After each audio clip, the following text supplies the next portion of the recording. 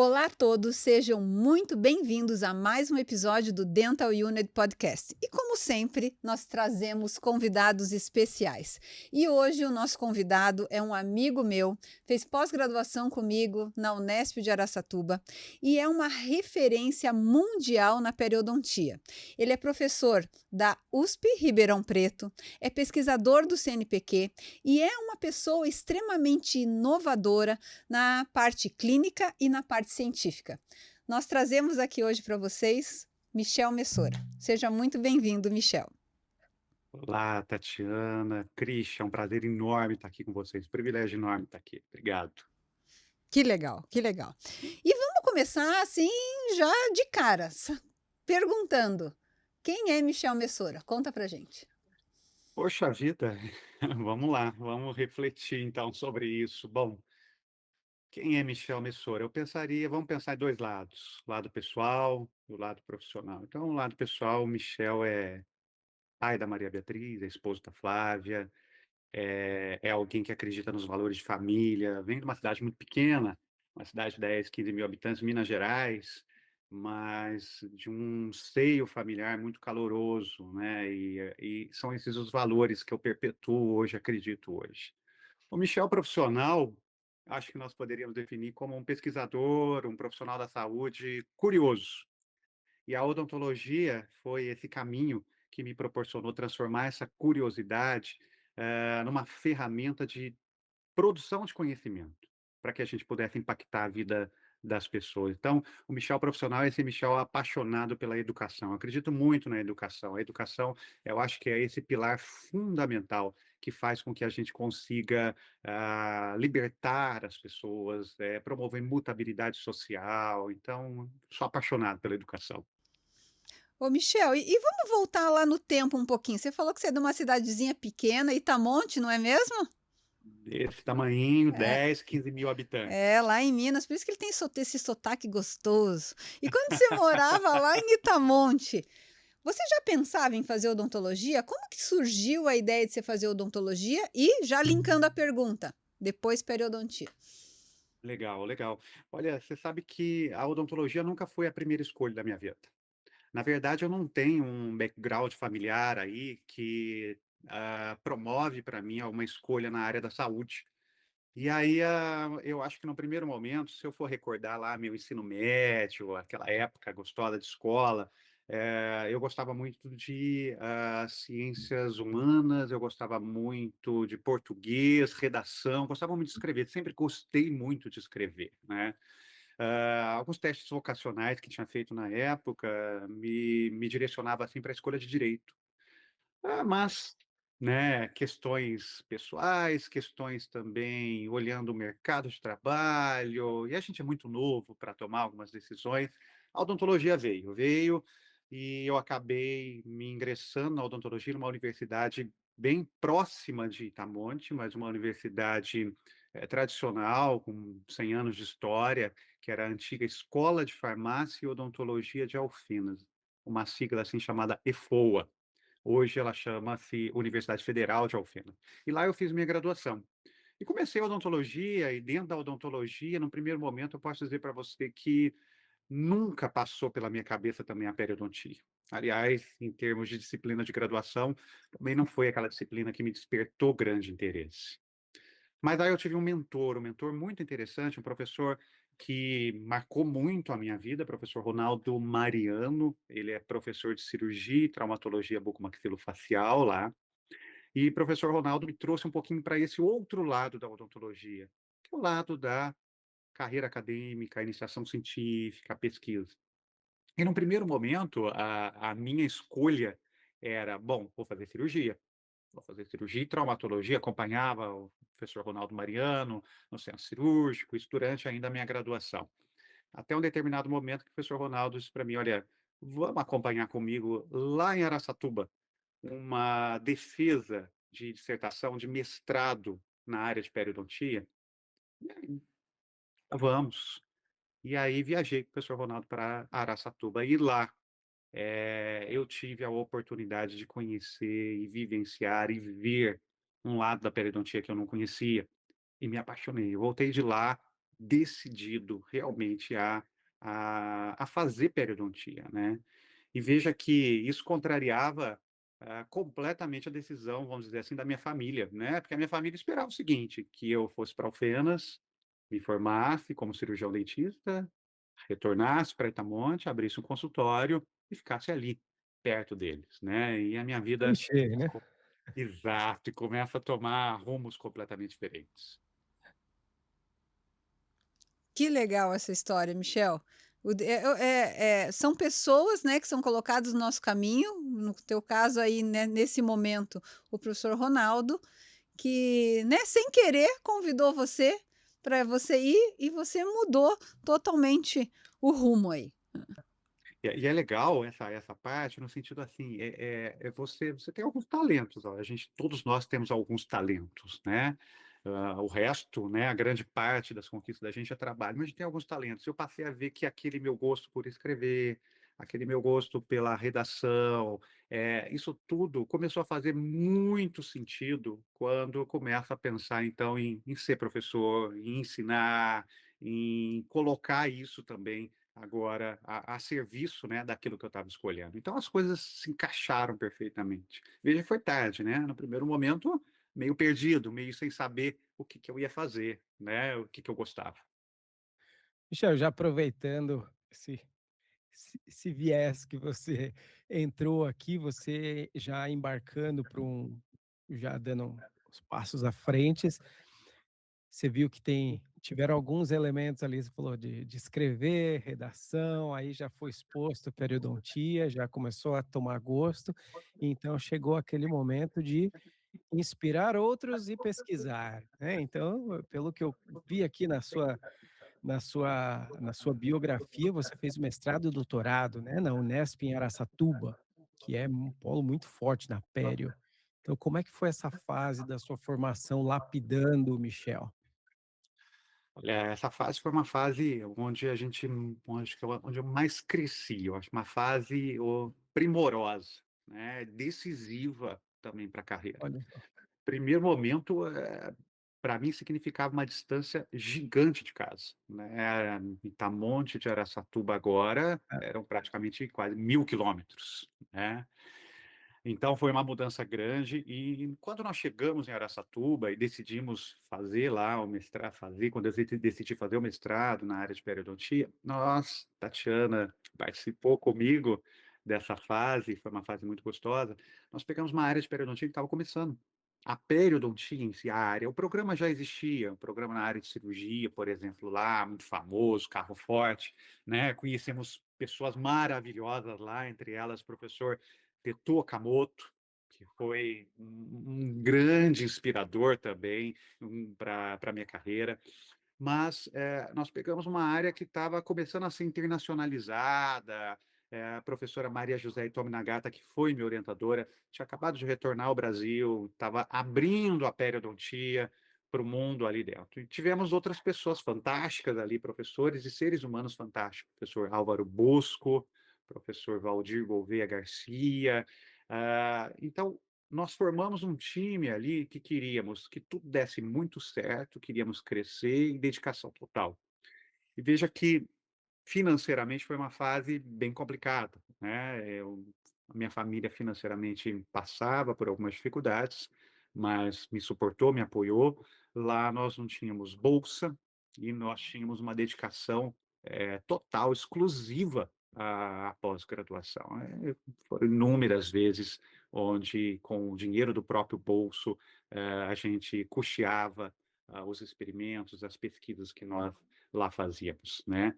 E eu acho que foi um momento de radicalismo na vida, que fez com que outras portas se abrissem a partir daí. Quando eu olho para a nossa turma, os nossos egressos, né, a gente vê todos eles muito bem colocados hoje em grandes universidades, muito bem colocados na carreira, liderando muito essa odontologia hoje, que nós conhecemos, que nós vivemos. Isso é muito gratificante. Não foi fácil, né, essa acho que é a fase de pós-graduação, mestrado, doutorado, para ninguém é fácil, mas a nossa foi muito sofrida. A gente era muito cobrado pelos nossos professores, cada professor cobrando de um ponto, a Maria José do ponto científico, o Álvaro do ponto clínico, o Valdir do ponto também de pesquisa, e isso, né, Michel, moldou o que a gente realmente é hoje. Eu olho para trás e falo, meu Deus, graças a Deus que eles nos mostraram esse lado correto, ético e que as coisas não são fáceis mesmo. É difícil. Claro. E uma coisa importante, Tatiana, que eu sinto, em todos os lugares que eu passei, depois que saí de Araçatuba, é a independência que Araçatuba nos proporcionou. Então, nós fazíamos todas as etapas daquela pesquisa. Etapas que hoje, por exemplo, nós temos funcionários técnicos que talvez vão executar alguma etapa. Não, lá éramos nós, né? Então, vamos citar aqui alguns exemplos, desde o limpar o chão, né, até colocar o paper publicado. E eu não me Exato. arrependo nem um Desde pouco dar disso. comida para o cachorro, anestesiar o cachorro e assim por diante. Exato, exato. Olha só, muito bom, muito bom. Bom, e agora vamos falar um pouquinho, Michel, que claro, tudo isso, né, que você fez, você tinha um foco de ser professor, né, ingressar na carreira docente. E você começou a ser professor muito jovem. Logo em seguida que você terminou o teu doutorado, você já foi ser professor. E como que foi essa transição? Primeiro assim, aonde que você foi ser professor? Como que você buscou isso? E como foi essa transição de aluno para professor, os desafios que você enfrentou nesse início? É legal, vamos lembrar que 2009, né? Eu acho que quando defendi o doutorado, 2008, 2009, e eu saí de Araçatuba, praticamente da defesa do doutorado, contratado, né? Contratado para uma universidade privada. E aí eu volto para Minas Gerais, né? Próxima de novo da minha cidade, uma universidade pequena, um centro universitário de Lavras, hoje chamado Unilavras. Mas lá eu chego com uma missão que foi me dada pelos gestores da universidade, no sentido de transformar o ambiente de pesquisa da universidade. Então, eu vinha cheio de ideias, né? Mas é claro que é desafiador. E a gente sai agora de uma instituição pública, entra numa instituição privada, algumas limitações financeiras, limitações de orçamento, algumas limitações ali de gestão mesmo. E quando chega nessa universidade privada, eu precisei assumir uma série de, vamos dizer assim, áreas que não estavam diretamente ligadas à minha formação. Vamos dizer, para vocês terem uma noção, eu tinha aulas que eu ministrava de metodologia da pesquisa nesse centro universitário de Lavras, que era para o curso de engenharia da produção. Você imagina? Difícil, né, desafiador no começo. Aulas à noite, enfim, preenchendo aquela sua carga horária, para que você pudesse ter um salário que possibilitasse você ali, ficar de uma forma mais independente. Então, nada fácil também o ensinar. Eu acho que a gente faz mestrado, doutorado, a gente é preparado para ser um pesquisador, a gente recebe alguns insights para ser um professor, mas a prática é muito diferente. A gente vê que exige um tempo, exige uma maturidade que a gente vai adquirindo, não tem como acelerar esse processo. E essa maturidade é realmente lá no batente, no dia a dia, né? E é errando e acertando o tempo todo. E lá em Lavras, eu comecei a movimentar, então, toda essa questão de iniciação científica, bolsas para alunos de graduação junto à Fundação de Amparo à Pesquisa do Estado de Minas Gerais. Nós começamos um processo de construção da pós-graduação dentro do Centro Universitário de Lavras. Tínhamos uma equipe bem legal, bem coesa, professores mais jovens, vindo de instituições grandes, querendo fazer as coisas acontecerem. Então, foram momentos muito importantes na minha carreira. E junto com Lavras, eu voltei para a Universidade Federal de Alfenas, para onde eu me graduei em odontologia. E lá eu fiz um concurso para professor substituto e eu passei a assumir lá. E olha que interessante, eu volto para a disciplina de cirurgia e traumato, eu não volto para pédio, né? E cirurgia e traumato e ao lado do professor Ronaldo Mariano. E lá eu passo também a atuar na implantodontia, que era um mundo um pouquinho mais novo para mim, né? e passo a responder, então, pela cadeira de implantodontia, de cirurgia na Unifal. Era 40 horas na Unifal, mas não dedicação exclusiva. Conciliava a minha carreira lá com o Centro Universitário de Lavras, vivia na estrada, para baixo, para cima. Foi um momento de muito trabalho, muito suor, mas, assim, fundamentais para um próximo passo que eu acho que eu teria que dar na minha carreira. Michel, eu estava acompanhando aqui a sua trajetória e tem um momento aqui que você está aí nessa fase, vai do mestrado, é o doutorado, depois migra para uma carreira docente e numa instituição privada, mas chega um momento que você dá um pulo, que é um passo fundamental na sua carreira, que foi o concurso para a Faculdade de Odontologia de Ribeirão Preto, um lugar que eu tenho muito carinho, na verdade, gosto muito de Ribeirão. Qual o nível de de scrutiny que a gente fala, como que foi esse processo, assim, foi muito penoso, como que foi isso para você? Esse processo tem algumas histórias que faz a gente acreditar que algumas coisas estão preparadas para a gente e basta a gente colocar o nosso esforço e a gente conquista. Ribeirão era algo impensável para mim, nunca imaginava estar na Universidade de São Paulo, né. Na verdade, todo o meu foco era para ficar por ali mesmo, na Universidade Federal de Alfenas, em Minas, não era para vir para o estado de São Paulo, né. Bom, nesse momento, quando eu estava lá no Centro Universitário de Lavras, eu recebi uma ligação de que eu deveria me deslocar para a universidade, para Maringá, para assumir a vaga na Universidade Estadual de Maringá, decorrente de um concurso que eu havia prestado há um tempo, né, acho que bastante tempo, acho que já fazia mais de um ano, né. E nós tivemos algumas questões que aconteceram lá, o candidato acho que não assumiu a vaga, e eu estava lá como segundo colocado, e aí recebi essa ligação. E aí é uma universidade pública, um concurso, hã, efetivo, né, diferente de Alfenas, onde eu estava como substituto.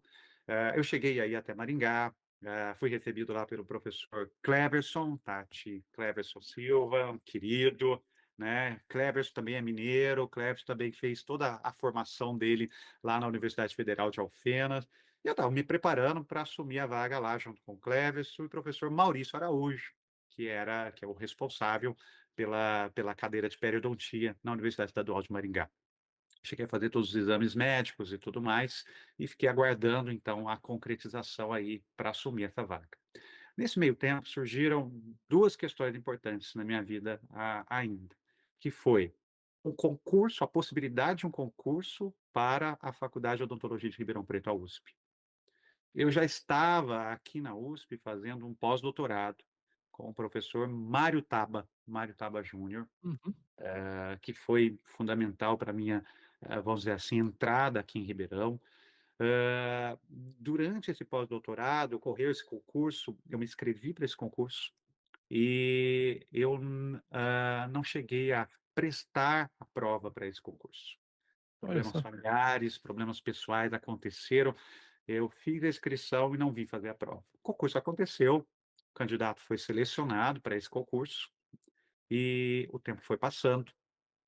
Essa vaga, ela passou por alguns problemas para chamar o candidato, período eleitoral, aquela questão toda de contratação de serviço público, e o candidato em si, no momento em que ele foi chamado para assumir a vaga, ele tinha tomado outros rumos na sua vida e disse que não iria assumir a vaga em Ribeirão. Olha o destino aí de novo. Exato. E aí, olha, cara, eu imaginei o seguinte, falei: "Bom, eu não fui prestar o concurso, a gente tem o segundo colocado, né, do concurso de Ribeirão, provavelmente vai ser chamado o segundo colocado". Não. A Universidade de São Paulo tem uma regra diferente. Quando o candidato aprovado não assume a vaga, o concurso está encerrado e um novo concurso precisa ser aberto.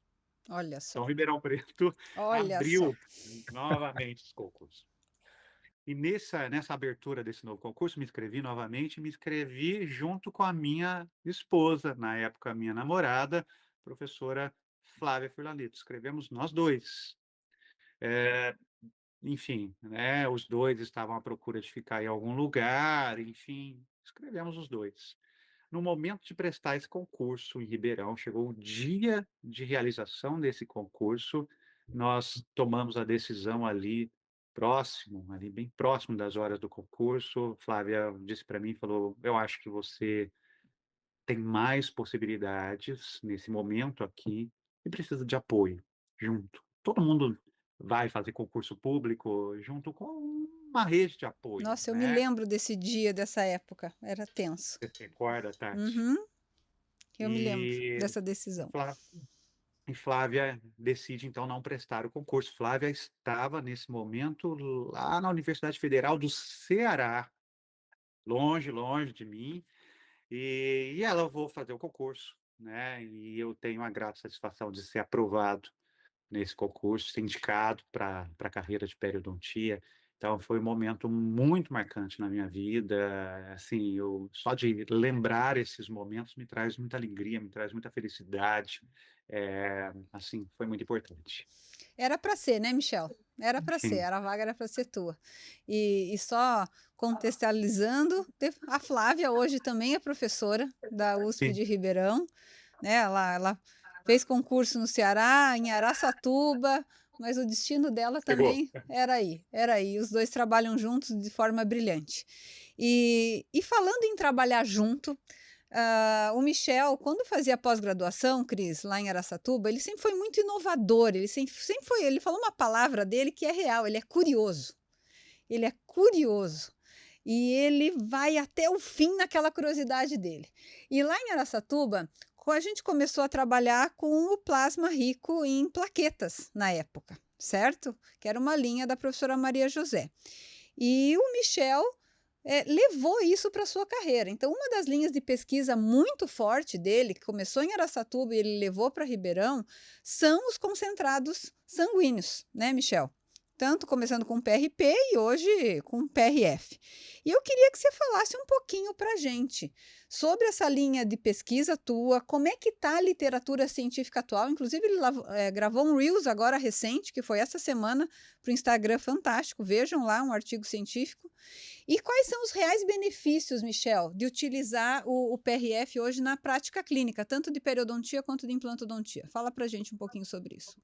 Legal, legal, Tati. Eu acho que, assim, eu vejo que a minha vida em Araçatuba, ela foi marcada pela construção de uma linha de pesquisa, né. Na época lá, a professora Maria José trabalhava com regeneração, com as metodologias de regeneração óssea, mas não exatamente com concentrado sanguíneo. E daí a gente chegou lá e nós levamos, né, a ideia do professor Ronaldo Mariano na época e começamos a levar tudo isso para lá. Nós começamos uma fase muito interessante do plasma rico em plaquetas lá. Que fase era essa que nós estava começando? A literatura estava começando. Existiam muitas dúvidas, né, a literatura estava sendo completamente construída, e hoje eu olho para Araçatuba, eu olho todos os trabalhos que nós desenvolvemos, Tatiana participou desses trabalhos, a professora Flávia, várias pessoas por lá, e nós deixamos um legado muito interessante no sentido de contribuirmos significativamente para respondermos uma pergunta que virava uma guerra nos congressos, em todo local. PRP ajuda na regeneração óssea? PRP funciona? PRP melhora a regeneração periodontal? E nós conseguimos provar lá, pelos inúmeros trabalhos que nós fizemos, que a minha resposta até hoje é, sem sombra de dúvida, sim, melhora, mas tudo depende de protocolo. E protocolo Hum, não é achismo, é ciência, né, é estudo, né, é prova, é evidência científica. E a gente viu várias questões que interferem nesse protocolo e que podem comprometer o resultado do meu plasma rico em plaquetas. E lá foi um momento interessante para a gente consolidar, toda essa história, trazer, eu acho que me trouxe muitas oportunidades de carreira, então sem dúvida alguma, Tati, se eu pudesse responder para você: "Olha, ele funciona com o protocolo adequado?", sim, ele tem benefício, auxilia no processo de regeneração óssea. E quando a gente cai hoje agora em PRF, que talvez seja uma segunda linha agora hoje de pesquisa minha aqui, em Ribeirão Preto, concentrados sanguíneos de segunda geração, a gente vem trazer um PRP melhorado, mais previsível, né? E, de novo, a gente vê toda essa literatura, vamos dizer assim, um pouco bagunçada, porque as pessoas querem dar pitaco em cima de protocolo, sem conhecer antes evidência científica. Se eu mexo no protocolo, eu mudo o material. Esse dia eu estava vendo um vídeo no Instagram, e foi quando eu tomei a iniciativa de fazer agora algumas publicações sobre PRF, vendo profissionais, vamos dizer assim, que têm poder de influenciar outras pessoas, demonstrando ali a produção da PRF, e num determinado momento ele vai com a tesoura e ele vai separar o coágulo de PRF do tubo, e ele corta no coágulo de PRF uma porção importantíssima do PRF, que é a porção onde estão concentradas a maior quantidade de plaquetas daquele PRF. Ou seja, ele leva para o paciente um composto que não vai funcionar, que não Uhum, tem função, né.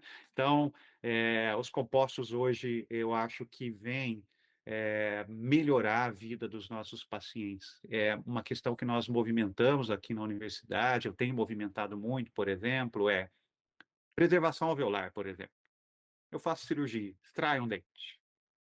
Eu não posso admitir mais na graduação que o meu paciente saia daquela clínica sem eu fazer nada por aquele alvéolo. é, E aí a gente se depara, porque o conhecimento científico me mostra que eu vou ter prejuízo para o meu paciente. Isso é fato. Agora, a questão é, como viabilizar, então, o uso de biomateriais, de tratamentos que vão exigir recursos financeiros da universidade para isso? Bom, mas a gente tem uma alternativa barata, fácil, que é o próprio concentrado sanguíneo. A literatura mostra que, em não fazer nada ou colocar um concentrado sanguíneo no interior daquele alvéolo, eu reduzo a perda óssea que vai se instalar ali decorrente da remodelação óssea, e eu beneficio o meu paciente. Então a gente precisa mudar a forma de ensinar e trazer essas tecnologias que têm uma ótima relação custo-benefício. Eu gosto bastante do PRF por isso. Que legal que vocês estão conseguindo embutir isso já na graduação. A graduação da FORP, ela é muito inovadora, né, ela é muito forte graças a vocês, professores, que trazem realmente todas essas possibilidades para os alunos aí. Legal. Michel, eu gostei como você contextualizou. A gente tem, eh, eu gostei, vai muito. Uma vez eu ouvi o Frank Schwartz, eu estava até com a Tati no União Europeia, não foi? Uhum, Esse em Viena, em né? Viena, aham. E ele falou: não é o que se acha, é o que se sabe. E Legal. É, então é perfeito. muito interessante ver assim hoje como que se sabe. Já chega a ser até um insulto a gente ver um alvéolo s pós-extração ir para o destino e só Deus sabe o que vai acontecer depois, Exato, e a gente sabe que o exato. prejuízo vai ser muito grande. E por falar em o que se sabe, uma das suas linhas de pesquisa é com relação aos probióticos, né, então é mais voltado para aplicação periodontal. Então se a gente ainda vê essa de um lado, profissionais deixando alvéolo ir para casa, ao puro léu, do que a gente está falando, na verdade? Para quem não faz a menor ideia, qual que é a aplicabilidade probiótico na terapia periodontal? Legal. Olha, probiótico seria hoje a linha de pesquisa que eu consolidei, que consolidou a minha carreira em Ribeirão. Assim que eu cheguei para Ribeirão Preto, assim como eu fui para Araçatuba e eu começo uma linha nova com concentrados sanguíneos, aqui eu começo uma linha com probióticos. Eu venho desse centro universitário de Lavras, onde com um professor muito querido que hoje está na Universidade Federal de Lavras, a UFLA, o professor Luciano José Pereira. Lá nós idealizamos o primeiro trabalho envolvendo o uso de probióticos. Probiótico, vou resumir aqui para vocês: usar bactérias para combater bactérias, usar bactérias para levar saúde, né. Bom, de novo, nesse momento, quando a gente pega a linha de pesquisa de probióticos, a literatura está começando. De novo é uma construção, de novo é algo que está ali, efervescendo. E aí chegamos em Ribeirão Preto e começamos então a trazer essa linha. Bom, qual é o objetivo de probiótico? Probiótico significa bactérias boas, micro-organismos bons que podem levar saúde para o indivíduo. E hoje nós não temos mais como dizer que nós somos, vou dizer isso aqui agora, 100% humanos. Aliás, nós não somos quase nada humanos. né? A gente tem uma grande quantidade de bactéria vivendo conosco, e elas vieram aqui, olha, muito antes de nós. Então, nós somos 10% humanos, segundo alguns relatos da literatura, o resto micro-organismo. Ou Gente, nós essa é nova para somos mim. Ok. exato, ou nós somos, na melhor das hipóteses, olha, na melhor das hipóteses, nós somos 50% humanos, o resto bactérias. São essas bactérias que ditam os nossos processos de saúde e doença, né? Quando a gente olha a nossa forma de combater doenças hoje, vamos para a doença periodontal, uma forma mecânica. Eu vou lá, desorganizo um biofilme, faço instrumentação, penso nisso, né? Algo local. Só que estou tratando errado. Estou fazendo tratamento paliativo só, né? A doença ela é sistêmica e ela está totalmente relacionada com essa microbiota, com esse microbioma do indivíduo. Se a gente olha, por exemplo, os indicadores de doenças periodontais no mundo, o que está acontecendo? Aumentando. Mas não está só aumentando a quantidade de doença no mundo, só porque a população está envelhecendo mais, ou eu estou tendo mais indivíduos no mundo. Quando a gente passa a olhar criticamente a literatura, a gente pode chegar a essa conclusão, vou ser ousado aqui em falar, está aumentando porque nós estamos tratando errado ainda hoje, né? A partir do momento que a gente começa a reconhecer que a doença é sistêmica e que se eu não interferir no ambiente bucal, não interferir em ambientes, por exemplo, intestinal do meu paciente, tá intimamente relacionado com saúde bucal, não há como dar resultados previsíveis para o meu paciente. Aquele paciente que fica de tempos em tempos voltando no consultório, com recorrência da doença, eu amenizo um pouquinho, vou levando, perde dentes no futuro. Que é o nosso Então, eu dia a dia como periodontista mesmo, né. exato. Uhum. Então eu digo que a nossa escova de dente, ela tem que ser uma escova de dente sistêmica. Eu preciso cuidar dessa microbiota. E aí probióticos entra nessa linha, que é você essas bactérias para que o paciente possa ter a ação dessas bactérias local na cavidade bucal, elas vão combater bactérias que estão mais relacionadas com doença, elas vão mexer na imunidade, nas características imunológicas da mucosa, e elas vão atuar onde? Sistemicamente. Vão lá no intestino, vão mudar o intestino do indivíduo, e aí eu vou levando saúde, previsibilidade. E quando a gente começou com essa linha aqui, foram muitos trabalhos. Nós já estamos agora, vamos dizer assim, mais de uma década envolvidos em probióticos. E o meu objetivo sempre foi, gente, a gente precisa fazer isso virar algo que promova impacto na vida das pessoas. Precisa virar um produto, precisa virar algo Precisa ser precisa palpável, virar né, um Michel? Eu como exato, clínica lá no meu consultório, como é que eu vou prescrever isso para o meu paciente? precisa virar protocolo. E quando eu vou falar sobre probióticos, o que mais me frustrava, Christian e Tati, era ir num congresso, logo depois do congresso que eu falava sobre probióticos, todas as linhas de pesquisa, todas as bactérias, os trabalhos legais que a gente conseguiu desenvolver, mostrando que isso melhora o tratamento periodontal do paciente, era responder uma pergunta: onde eu compro? Exato. Como que eu Como é que eu prescrevo? aplico? E a gente não tinha nenhum produto no Brasil, nenhum produto no mercado brasileiro. Na época que a gente começou, estávamos estudando probiótico, a Federação Europeia de Periodontologia, ela começa a aventar, né, e trazer no seu corpo de evidências que probiótico pode ser uma estratégia terapêutica importante na pério, e lá no exterior nós temos um produto comercial que sai com uma alegação funcional de que pode ajudar na saúde bucal, um probiótico que pode melhorar na saúde bucal, pode melhorar a saúde bucal do indivíduo.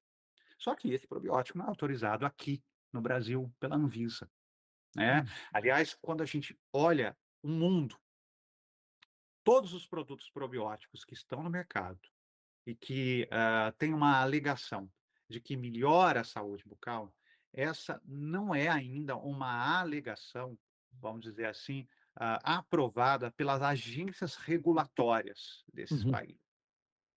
E aí a gente conseguiu algo inédito aqui no Brasil. Agora, recente, vou dar até um spoiler para vocês. Isso, por É, favor. Estava curioso, Breaking eu news. estava querendo essa resposta.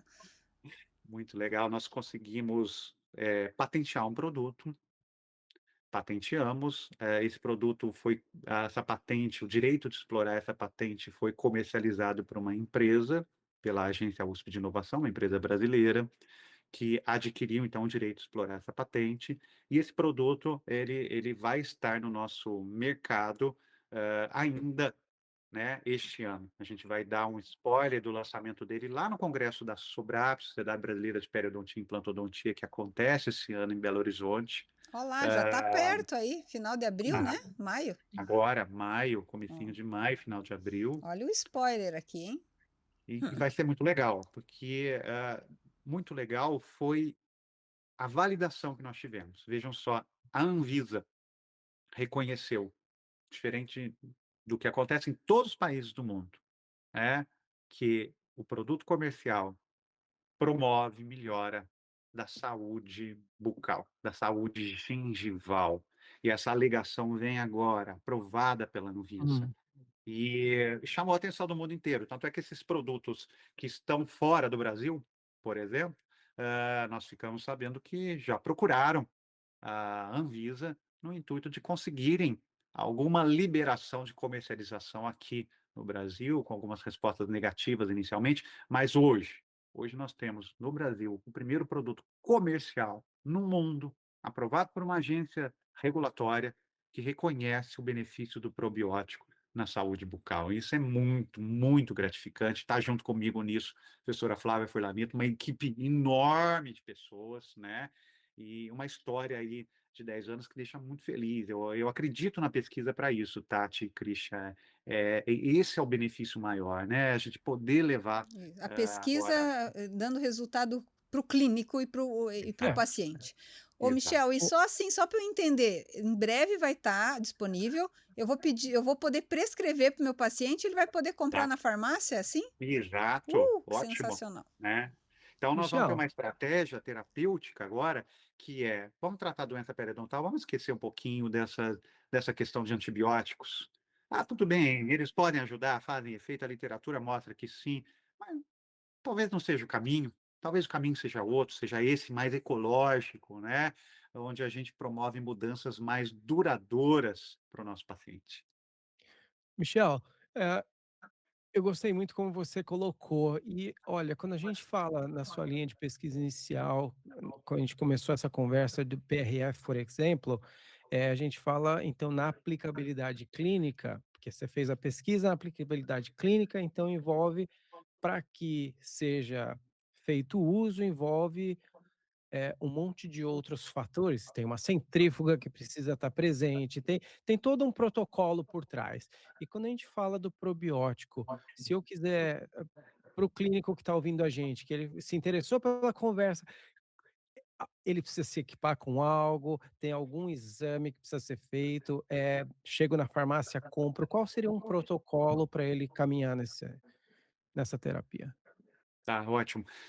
Até hoje, sem o produto na prateleira da farmácia, nós não podemos fazer nenhuma recomendação segura, porque cada produto que ele vai adquirir tem uma cepa bacteriana diferente, é Uhum. uma bactéria diferente, né? Cada produto é focado em cima de uma determinada bactéria.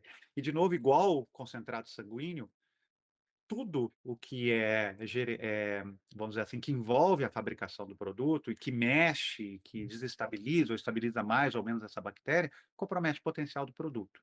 E aí eu tenho bactérias para indicações diferentes, doses diferentes, tempos diferentes. Então, o protocolo que vai estar à disposição do clínico, e por isso a gente batalhou muito por um produto comercial, é um produto em prateleira da farmácia, com um protocolo clínico que é estabelecido a partir de 10, 12 anos de estudos que nós realizamos, com estudos em animais, estudos in vitro e estudos clínicos com pacientes, né? Então, o clínico vai poder prescrever o produto, Hum. o paciente compra esse produto na farmácia, pastilha, um comprimido orodispersível, e ele vai usar isso durante o tratamento periodontal. E aí nós estamos construindo agora as diferentes recomendações aí para esse protocolo clínico.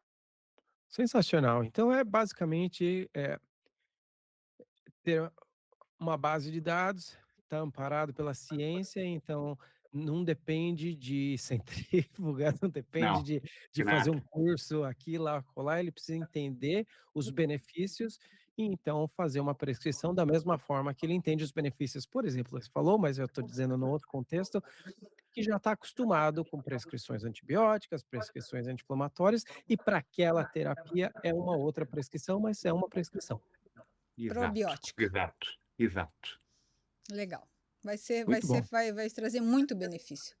Bom, agora vamos sair um pouquinho da ciência e vamos entrar na parte clínica, Michel. Michel, além de ser um excelente pesquisador, ele também coordena cursos de especialização, tanto na área de periodontia quanto na implantodontia, lá na FORP USP. Claro que essa história começou antes, né, Michel? Lá em Alfenas, eu acho.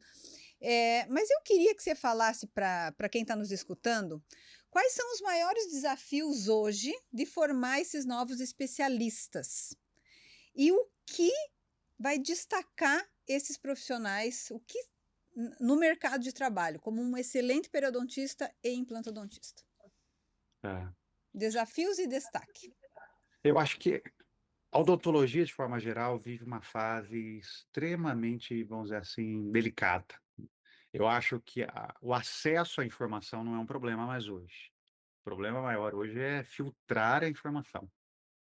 E eu acho que o grande desafio que nós temos como coordenando cursos de formação aí do especialista é levar uma informação baseada em evidências.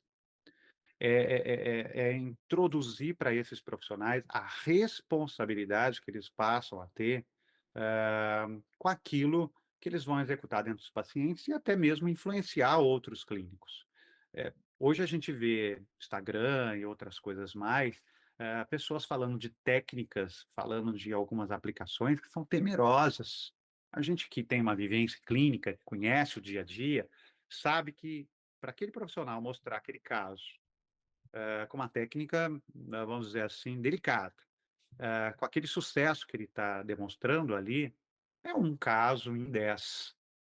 E aquele profissional, vamos dizer, olha, recém-graduado, ou menos experiente, né, com uma trajetória menor na carreira, acha que aquilo é previsível e É, passa a executar. E aí a gente passa a mutilar os nossos pacientes, a ter problemas com os nossos pacientes, que são os que mais vão sofrer nesse processo. Então eu falo que cursos aqui, olha, eu acredito muito ainda em curso de longa duração, a especialização bem orientada, bem conduzida e ciência e clínica, né? O profissional para ele ter sucesso hoje é a habilidade técnica fundamental e aí ele vai adquirir como fazendo.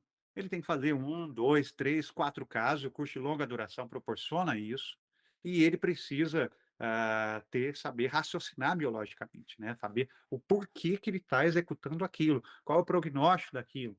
Então eu falo que esse casamento perfeito, ciência e clínica, faz esse profissional ser diferente. O que que não diferencia o profissional hoje? É você ser mais um nessa selva que está o mercado hoje, onde a é. gente vê pessoas mal formadas, pessoas mal qualificadas, executando a clínica de qualquer maneira, os modismos, isso aí está cheio. Mas profissionais que consigam levar resultados previsíveis, resultados duradouros, resultados consistentes para o nosso paciente, o mercado hoje, pede isso. Então, eu acho que esse é o grande desafio, Tatiana. Eu acho que formar essas pessoas com o conceito de odontologia baseada em evidências científicas. É mais trabalhar a cabeça do profissional, né. Porque olha só, Michel, eu vejo aqui pela Strauma, a gente nota nitidamente um grande momento de mudança. Os profissionais eu trabalho com educação na Strauma, né, e os profissionais eles, nitidamente buscam, sem sombra de dúvida, cursos modulares. "Ah, quero chegar ali fim de semana, quero voltar para casa e sair, engatar a primeira e o céu é o limite". E aí aí mora o perigo, né, porque a base não tá ali. Você aprende ali Exato. uma receitinha de bolo, mas toda a nuance de um curso de longa duração não tá. E a gente vive um momento, parece que é um daqueles momentos divisores de água, como tudo na vida, e que traz os desafios proporcionalmente, porque se a pessoa está aprendendo ali a fazer um artesanato, ele vai para casa, vai fazer um quadro, não vai ficar bom, depois vai fazer outro, mas ali ele vai estar com um ser humano na cadeira, né. E essa Exato, responsabilidade não se transfere e moralmente e eticamente você não pode usar o seu paciente como curva de aprendizado só exato. porque você fez um curso modular. Então, assim, é um momento delicado para a educação, eu acredito, com a rede social presente, o momento online que nós vivemos digitalmente. E veja bem, Christian, nada contra os cursos modulares. O que eu acho Hum, é que esse filtro precisa passar pelo próprio profissional, né. é, Depende da fase em que você está na carreira. Eu já fiz um curso de longa duração, eu já tenho uma base sólida, bem formada, agora eu quero buscar algum refinamento, algum detalhe aqui ou ali, ótimo. Mas o que é. eu vejo hoje são, muitas vezes, a pessoa acabou a graduação e se matricula num curso de imersão X de técnicas complexas. Poxa, eh, É. não acho que não é por aí. Às vezes falta alguém para orientar, né, também esse aluno, né, para guiar. Eu acho que Michel, nesse ponto, perdão, Christian. não, não, pode, por favor. Eu ia mudar aqui a marcha da conversa. Você pode continuar, por favor. Eu acho que a Tati falou uma questão que eu tenho debatido muito recentemente, que é ter alguém para orientar, para conduzir esse processo. Não sei se vocês acompanharam recentemente a questão do Conselho Federal de Odontologia, no sentido de querer aplicar uma prova para avaliar a qualidade da formação do profissional e, a partir daí, o profissional ter o direito ou não de exercer a sua profissão no mercado de trabalho. Eu acho, só quando eu olho para isso, eu vou ser bem sincero aqui, isso é polêmico, né? Isso não muda em nada o cenário que nós temos hoje. Vamos olhar para a faculdade de Direito. O curso de Direito tem o exame da OAB. A gente tem uma grande quantidade de profissionais que não são aprovados, né, no exame da OAB e não exercem a profissão. Mas as faculdades, os centros que não cuidam disso, continuam formando os profissionais sem qualificação. Então, a legislação está protegendo quem, na verdade? Eh, a faculdade continua abrindo cursos, tendo os seus alunos pagos nesse sentido, mas quem está sendo penalizado é o próprio profissional. Então, eu Hum, acho que o problema é um pouco anterior. Eu preciso de exames conduzidos pelo Ministério da Educação para que eles afetem diretamente as instituições que hum. cuidam da formação, né. Acho que é por aí. Exato. Michel, eu e a Tati, a gente gosta de pegar pesado no papel da educação. A gente tem vários episódios aqui que, que joga a luz a uma questão ou outra, e a gente vê que na formação acadêmica nós normalmente somos muito bem preparados tecnicamente como dentistas, e aí a gente vai encarar o mundo e o mundo não é só boca, né? Então, tem muitas nuances que a gente já discutiu aqui, e um dos pontos também com a cada vez mais o impacto da odontologia digital, co o im positivamente, com certos fluxos favorecendo precisão, adaptação marginal de componentes, consequentemente o impacto biológico e assim vai, discutimos muito aqui. E você tem aqui você participou da gestão e modernização curricular da graduação. Como que foi isso? Porque isso é muito importante para mim e para a Tati. Eu acho que esse foi o último, né, um dos maiores desafios da minha vida. Eu tenho vivido ele ainda, né. Eu assumi aqui a presidência da comissão de graduação em 2020, na verdade. Março de 2020 eu assumo a presidência da comissão de graduação aqui da nossa faculdade de odontologia. Hã, e logo depois, acho que 15 dias depois que eu assumi, estoura a nossa pandemia de Covid-19. Hum, E foi um momento muito desafiador para mim, porque um momento onde eu entro numa parte da universidade pesada, difícil, que é a gestão, uma universidade que tem uma cobrança da sociedade gigante hoje, se você olhar para a Universidade de São Paulo, ela responde por 20% da produção científica do país, né. Olhar para a odontologia é o curso vitrine, é melhor que vários outros cursos, inclusive, comparando aí instituições estrangeiras de prestígio e tudo mais. Então, nós tínhamos o compromisso de não fazer o curso parar, mesmo com a pandemia, de continuar. E a USP não estava preparada para esse momento, acho que ninguém estava preparado para esse momento. Então foi um desafio muito grande, conseguir continuar o processo de formação, continuar as pesquisas que estavam em andamento e que não podiam parar dentro da instituição. Os prejuízos da parada de tudo isso eram muito grandes. E junto com essa pandemia e com toda essa movimentação, fez a gente refletir um pouquinho sobre o currículo que a gente tinha, né, o Hum. currículo de graduação. O que que mudou? E aí eu olho para esse currículo e falo: "Gente, esse currículo precisa formar um profissional em consonância com o mercado de trabalho. Eu não Uhum. posso formar um profissional que está já aquém, né, daquilo que o mercado, dita". E foi necessário, então, o primeiro ponto desse currículo, trazer tudo para dentro da odontologia, tudo aquilo que a gente pratica hoje mais moderno, a odontologia digital. E para isso eu precisava de infraestrutura e de investimento. E nós tivemos uma reitoria muito alinhada com a direção e a administração também muito alinhada com todo esse processo, né, na instituição. Trouxemos scanner intraoral, scanners de bancada, impressoras, fresadoras, e não um, dois, três, mas vários, para colocar na mão Sensacional. dos, para colocar na mão dos estudantes e fazer com que isso passasse a fazer parte, né, da vida de ensino ali. E sabe que a minha maior dificuldade ainda nesse processo, ainda, e que a gente vivencia aqui, não é trazer a infraestrutura. O dinheiro veio, as compras foram efetuadas.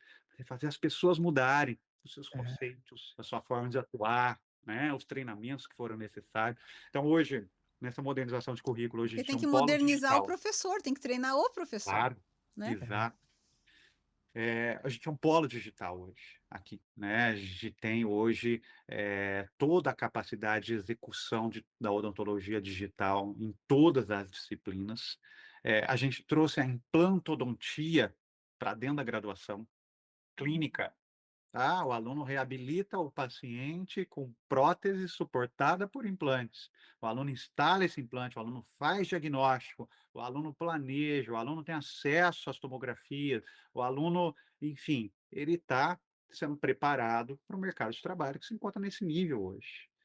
Quando a gente olha o Brasil, Christian e Tati, e eu passei a estudar muito, né, tenho estudado muito essa questão de currículos hoje, de odontologia, a gente olha que nessa questão, por exemplo, da implantodontia, nós já estamos até um pouco atrasados em relação a alguns exemplos de instituições estrangeiras, sobre a implantodontia no currículo, tá. E essa modernização fez também, vamos dizer assim, dentro da implantodontia e outras coisas mais, teleodontologia, muitas questões mais a gente trouxe aqui para dentro do nosso currículo, foi fazer o seguinte: "Olha, eu preciso de professores responsáveis por essas áreas. Não adianta eu pôr essa área, modernizar o currículo e ela ser um puxadinho, puxadinho da periodon o implantodontia, por exemplo, puxadinho da peri, um puxadinho da cirurgia, um puxadinho da prótese. Não, ela tem que ter dono. Ela tem que ser uma área. E para isso eu preciso contratar professor". E nós tivemos também essa grata satisfação de apoio da administração da reitoria para contratar novos profissionais para assumir essas áreas e estamos caminhando bem agora aqui. E quais seriam os pilares fundamentais que você vê que mudou, foi necessário, que foram necessários ser mu ter mudança? Eu acho que eu falo de você fala da estrutura curricular em si, É, na puxa, é, formação de modo geral. é, eu acho que a formação, olha, nós fizemos uma formação hoje seguindo as diretrizes curriculares nacionais novas, ou seja, o curso de odontologia, ele precisa ser mais aplicado, ele precisa ser mais prático. Então, um grande desafio inicial foi transformar grande quantidade também de aulas teóricas em práticas aplicadas, né? E a modernização, trazer essa modernidade para dentro do currículo nas disciplinas novas, né. Então, por exemplo, eu vejo hoje um aluno lá em clínica, onde ele escaneia o seu próprio paciente, Uhum. ele desenha com auxílio dos técnicos a restauração, uma restauração indireta que ele vai fazer, ele fresa, essa restauração e rapidamente ele instala no paciente. Então, É, essa Isso é vivência é incrível. fantástica. Legal. muito bom. Hoje a graduação de odonto da USP é considerada uma das melhores do mundo, não é, Michel? Já em alguns rankings, a melhor do mundo, né? Se não a melhor, às vezes em terceiro, às vezes entre as 10 melhores, depende do Sensacional. ranking que avalia. Muito legal Muito isso. legal, muito legal. Bom, agora vamos falar um pouquinho de reconhecimento acadêmico juntando com ciência. Vocês receberam recentemente um prêmio chamado Prêmio Jabuti. Eu queria que você explicasse o que é esse prêmio, né? Porque muita gente que está nos ouvindo não sabe. E como que você vê essa importância de produção de livro, produção científica, para consolidar esse conhecimento de qualidade na odontologia? Legal. Vamos dar uma olhada no o que que a gente usava para estudar durante a nossa graduação. A gente estuda exemplares, né, ícones, né, de pesquisadores estrangeiros, a maior parte dos livros que a gente adota, né, grande parte deles. E nós temos aqui um patrimônio dentro do nosso país fantástico, professores produzindo artigo, produção mundial qualificada, papers, né, sobre determinados assuntos, e eu não tenho livros escritos por esses professores direcionados para o ensino da graduação, né? Porque, na verdade, o livro faz o quê? Ele organiza o conhecimento, ele traz esse conjunto de papers e ele vai organizar esse conhecimento para ser colocado. A USP, ela fez alguns editais, onde ela tem estimulado os seus docentes a produzir livros didáticos para o ensino da graduação. E nós, num desses editais, a professora Flávia Fulanito foi a maior responsável por esta obra, né? Escrevemos, junto com o professor Arthur Belém Novaes Júnior, um livro sobre exames, diagnóstico, das doenças periodontais e periimplantares, tá? E instrumentação também, tá? Um livro básico, mas para o Mas ensino da graduação. importantíssimo. Exato. Porque às Se a vezes a gente gente não pega tem essa informação básica assim, de não qualidade. temos, né, essa literatura. Só E nós antigos. escrevemos, a professora Flávia escreveu arduamente esse livro, participamos, ajudamos, o professor Arthur, eu, e nesse mesmo ano em que a USP abre esse edital, a Câmara Brasileira do Livro cria, já tinha o Prêmio Jabuti, mas ela cria uma versão do Prêmio Jabuti, que é o Jabuti Acadêmico, que é voltado para premiar esses livros destinados à academia. E nós nos inscrevemos, né, concorrendo aí a essa premiação na odontologia. E essa premiação foi feita lá em São Paulo, a gente, não sabia, a gente recebe as indicações, né, recebemos que o nosso livro tinha recebido indicações para a premiação, mas concorremos com outros livros lá naquele momento, e foi uma cerimônia muito bonita, uma cerimônia muito legal, tenho uma lembrança muito positiva dessa cerimônia. Eu levei minha pequenininha, levei minha Maria Beatriz junto, ficou conosco ali no auditório, e quando eles anunciaram, abriram o envelope, anunciaram qual foi Tipo o o prêmio livro do Oscar, vencedor. assim. Exato, tipo o prêmio do Oscar, foi bem. Ah.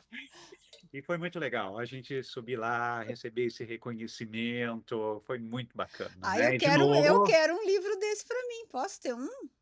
claro, precisamos enviar um livro para você. Aliás, a gente É, está com vários exemplares aqui para a gente enviar para amigos, para as inclusive daí pessoas. depois eu vou pedir para ter lá na biblioteca de lapel. Isso é porque não temos. Legal, Muito legal. le- Mas eu vou obrigado. cobrar esse livro, hein? Ótimo, Parabéns, viu, Michel? Parabéns para você, obrigado, para Flávio, professor Arthur, por desenvolver esses materiais de tanta qualidade aí, de fácil acesso para os alunos. obrigado, Tati.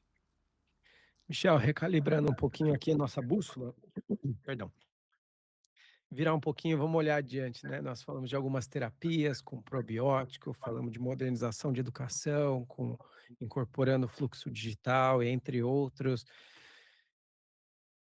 O se a gente lembra quando Steve Jobs estava para se aposentar ali pela Apple, ele falou: eu tenho 10 anos de pipeline já programado para lançamento. Se a gente puder dizer 10 anos de periodontia daqui para frente, como você acha, assim, o que vai mudar no direcionamento? Assim, por exemplo, probiótico a gente já crê que vai ser um direcionamento, né, que a comunidade odontológica vai começar a adotar. Quais são ao seu ver, não temos uma bola de cristal, mas ao seu ver, os próximos anos da periodontia? Eu acho que a palavra vai ser cada vez mais, personalização de tratamento, e a gente vai ter condições para isso. No primeiro momento, eu acho que nós já entendemos que nós precisamos integrar o tratamento periodontal ao tratamento sistêmico do paciente. Então, eu acho inadmissível hoje começar o tratamento periodontal sem envolver médicos, nutricionistas, educadores físicos, psicólogos. Preciso disso. A gente tem visto isso cada vez mais, né. Mas eu preciso ainda conhecer muito mais o meu paciente para fazer indicações que não são padrão, não são as mesmas indicações de todos. E aí entra a inteligência artificial, Hum, que um conjunto de captação de dados e validação disso, eu acho que a inteligência artificial vai nos propor cada vez mais diagnósticos mais específicos, para que a gente direcione tratamentos mais personalizados. E para isso, acho que a gente vai evoluir muito nessa questão de diagnóstico, né, aqueles diagnósticos que nós chamaríamos testes mais avançados, moleculares e tudo mais, chairside, do lado da cadeira. A gente já tem alguns nesse sentido. Eu acho que isso vai ser uma tendência cada vez maior, para que eu possa separar os indivíduos. Como é que eu é. trato esse grupo, este e outro grupo, né? E eu acho que em termos de terapias, regenerativas, nos próximos 10 anos, a periodontia deve avançar muito mais. Eu acho que o sonho de reconstruir tecidos cada vez de forma mais previsível, ele ele vai chegando, ele vai ficando mais concreto, mais próximo, né. Extraremos, com certeza, diagnósticos mais precisos e prognósticos mais precisos. Então, eu acho que esse é o caminho da periodontia. Eu vou contar para vocês aqui, só nessa linha de assunto, uma das pesquisas importantes que nós temos feito aqui hoje, apoiada pela Fundação de Amparo à Pesquisa do Estado de São Paulo, só para vocês imaginarem, para onde talvez a gente vá caminhar. Imaginem 2 indivíduos, né, são resultados preliminares de estudos nossos, em animais, 2 animais. Foi gerado em condições normais, a mãe não teve nenhum problema, tá, e ele chega na vida adulta. O outro animal não, a mãe, durante a gestação, teve periodontite, uma doença crônica, comum, né, e esse animal chega também na vida adulta. E quando eu olho para esses 2 animais na vida adulta, e eu vou desafiá-los. Eu vou fazer eles agora experimentarem um desafio. Vamos ver se eles, eles desenvolvem a doença periodontal e como desenvolve. Aquele animal que veio lá daquela mãe, que apresentou periodontite durante a gestação, apenas isso, mais nada. Ele passa a desenvolver uma doença mais grave, de mais difícil tratamento, respostas mais delicadas, terapias que funcionam naquele outro animal que veio de uma mãe saudável, não funcionam nele. Então, será que nós também não vamos caminhar no futuro para um marco zero de prevenção? O que é o marco zero de prevenção? Antes do indivíduo ser gerado, eu preciso manipular, modular a susceptibilidade desse indivíduo à doença. Uhum. Isso é ótimo para os planos de saúde, o sistema de saúde, eu vou gastar menos. E É. se eu pensar que o indivíduo com periodontite, né, lá na vida adulta e mais susceptível, eu poderia ter prevenido isso lá na gestação. Esse indivíduo, ele tem mais doenças, outras doenças crônicas também, diabetes e várias outras, e imprime um gasto significativo na saúde pública. Aí não vai ter mais desculpa, né? Quantos pacientes não vêm e falam no consultório, cheio de cálculo, vai, é genético, eu não tenho, é genético. É, minha mãe tinha, eu tinha, o cara não escova o dente nunca, mas é genético. Agora Exato, não tem mais desculpa. exato, Que exato. legal isso aí, Michel. Muito bom. Bom, vamos indo para o final aqui do nosso bate-papo, gente. Eu sempre falo que a gente nunca quer acabar, mas uma hora temos que acabar, porque senão fica muito longo. Apesar da conversa estar uma delícia. Vamos falar um pouquinho da vida pessoal do Michel agora, e depois a gente vai para o encerramento. Michel é filho, é pai, é marido e é esse excelente profissional reconhecido mundialmente. Como que você consegue conciliar a tua vida pessoal, profissional, e o que que você faz para relaxar nos teus momentos que não tá pensando em trabalho, que eu não sei se tem, né, mas acho que tem. Sim, com certeza tem. Olha, Tati, as pessoas às vezes perguntam sempre isso, né, e no sentido assim, esperando uma resposta, né, e eu por muito tempo, vamos dizer assim, mais novo, esperava assim, olha, eu preciso ver minha quantidade de tempo entre família e trabalho, e eu só vou estar em paz com a minha consciência se eu estiver dividindo igual. A gente vai amadurecendo e passa a perceber que não é bem por aí. Bom, minha fase dos meus 40 e poucos, tá? Não vou falar 40 e tantos ainda, 40 e poucos anos, né? E essa é a fase de produção, né, do ser humano. Essa é a fase que a gente constrói ativos, esse é o momento, né? Então, não importa se, vamos dizer assim, a gente passe mais tempo no trabalho. Eu acho que não importa a quantidade. Que importa é a gestão da qualidade desse tempo. Então eu acredito muito nisso. Então, eu tento muito com a minha família, né, com as mulheres da minha vida, minha esposa, minha filha, que são responsáveis por tudo que eu sou hoje, é estar com elas no momento em que eu estou com elas, num tempo de qualidade, estar ali, Estar presente, com me elas. doar. Isso, completamente. Eu acho que isso faz toda a diferença, né, isso supera essa questão de quantidades. E essa questão também, eu acho que a gente vai aprendendo com o tempo, a gente vai amadurecendo e vai entendendo bem isso. E é uma questão também de priorização, né?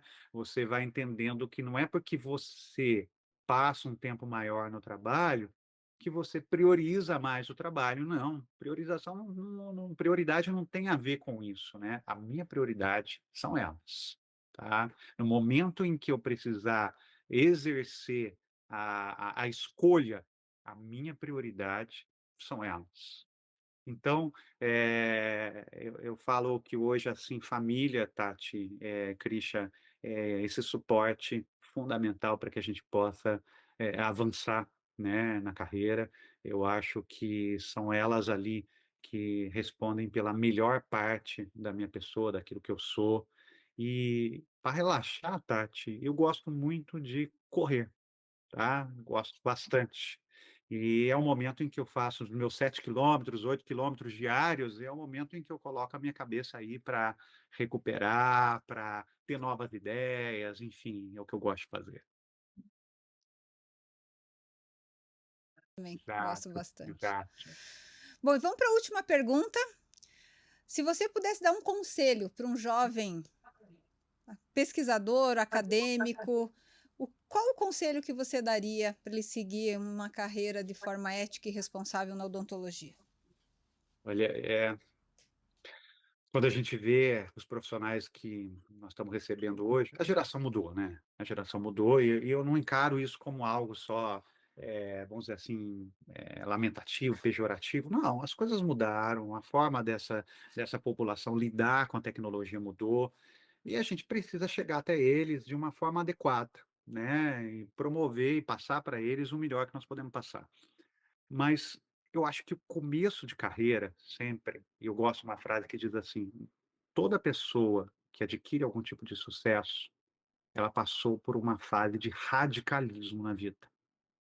É decisão.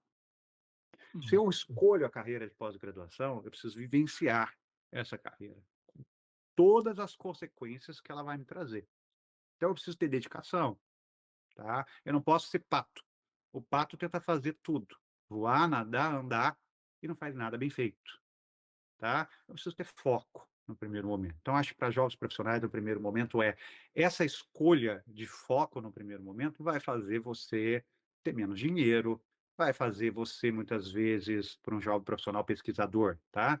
Vai fazer você, muitas vezes, ver o seu colega dar uma impressão de que está caminhando mais rápido do que você. Faz parte do jogo, faz parte. O segundo momento que eu acho que a gente precisa é ali resiliência. A resiliência eu acho uma característica fundamental, nem tudo vai sair como esperado sempre, né. Na verdade, a gente vai perder muito mais do que ganhar, somente no começo. E eu preciso simplesmente ter resiliência e persistência nesse processo.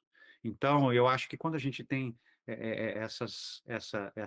esses pilares, tudo mais vai se completando. Eu falo sempre para os alunos de especialização, a primeira aula, quando eu apresento o curso de especialização para eles, né? O foco de vocês, a corrida de vocês, que não seja pelo dinheiro. O dinheiro, ele será a consequência. O sucesso será a consequência, quando a gente faz o caminho bem trilhado, né? E esse trilhar, o Thomas Edison falava assim, né, em genialidade, né, 1%, né, é inspiração, 99% é transpiração. Não tem outro caminho. Michel, e quem tá aqui ouvindo a gente e quer conhecer mais do seu trabalho, seus cursos, como que eles podem te encontrar? Que plataformas, que website, onde que a gente te acha? Eu acho que a melhor indicação seria o meu Instagram, Michel underline Messora, e lá eu ponho um pouquinho da nossa vida diária aqui, do nosso dia a dia clínico, da faculdade, enfim, faço reflexões, enfim, todo mundo que quiser tá lá, interagir nas caixinhas comigo lá, é muito bem-vindo. Gosto bastante dessa interação. Que legal, Michel. De coração, meu amigo, você sabe que você é meu amigo do peito aqui.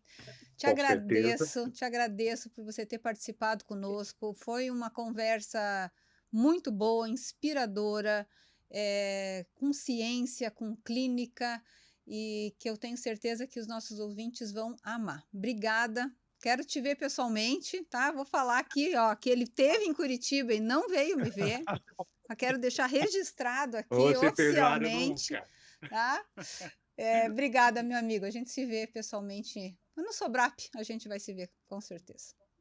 Certeza. Tatiana, muito obrigado. Foi um prazer enorme estar aqui com você. Você é uma grande amiga do coração, aquela amiga que a gente pode passar muito tempo sem se ver pessoalmente, mas a amizade continua lá do mesmo jeito. Manda um beijo para Flavinha e para Maria Beatriz. Obrigado, obrigado. Krisha, Michel, foi um grande prazer. obrigado, obrigado. Pessoal, a todos vocês que assistiram o episódio e gostaram desse episódio, deixa um joinha pra gente, é importante.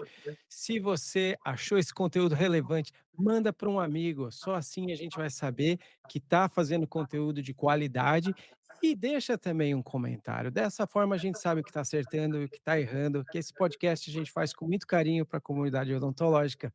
Até o próximo episódio, um grande abraço. Tchau.